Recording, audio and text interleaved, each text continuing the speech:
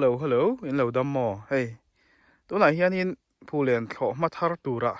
Wa cha pa ka dom me ka hey. Komin chu lo lampang te po mu nom don ni na langa hey. Tui ri za kong lampanga.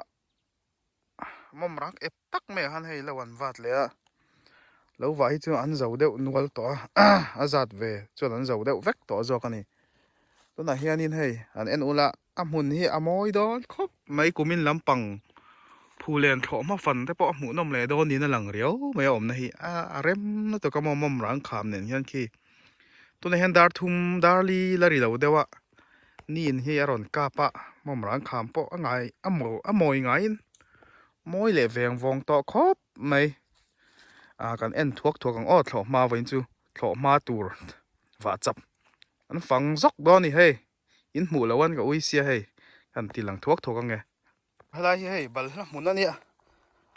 wa ha thak viau in garing ani kang thang emo helai bor vel hi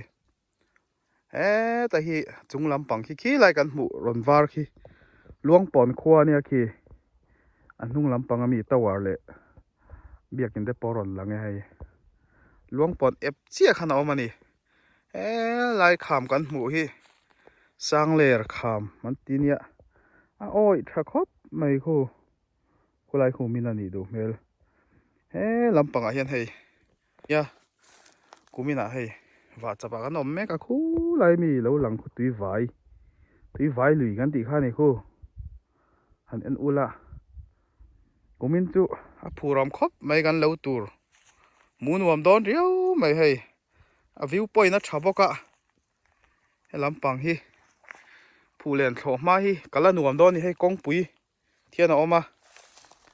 Phulen atanga minute som ni tlan le ka hen thleng phei zung mai a nai khop mai khi lampang hoi lampang khi ni kum lampang thlo ma khania khi lampang te po khi zo lampang te po than kha chun nei le dona ai han en phei zelang kal phei phot mai ang khan dei lui kan pel phei chia hei he lampang poi hei lo tur vek ani hei thang lampang hen dak kila moi don vong khop mai bu mun nen mo in choi moi don tuk kumin hi hey ni kuma len par kan ti te po kha ai wara chin kan tuma kong dung vela hianin kan tum nan join kan tlar phenga kum dang zong ai moi khanin ruam man na kan siam ni heng te po phurom don lo nen mo tham nen mu nom vel vei vek don ni helam pang lo hi tlo a lo viau in garinga karin dan mai chon comment hi mom rang kham nen kelin a moi na choi thei lo khilai khi mo tlai ni tlak do na phei chon hei a lung leng mi tan deuh phei chon lung len thak vong mani kham en ringot pok hianin a borok hian a zir boka February tha ania hei borok ala vot khop mai helam panga chon chaklam pang pok hian thliru la khi wa chap vek ani kal le photang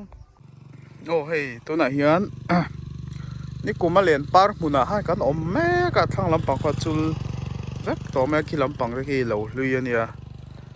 a chul rup to mai ni tu hen so thing an chau wa then an thal boka so thing an nga lom khop me lom an lom puyom lom khop mai hei fian ho vel me ka mom rang po moi thin khop mai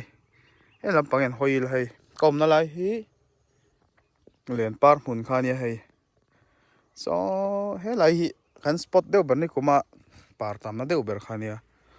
so lampang asan ti khana in tlara hei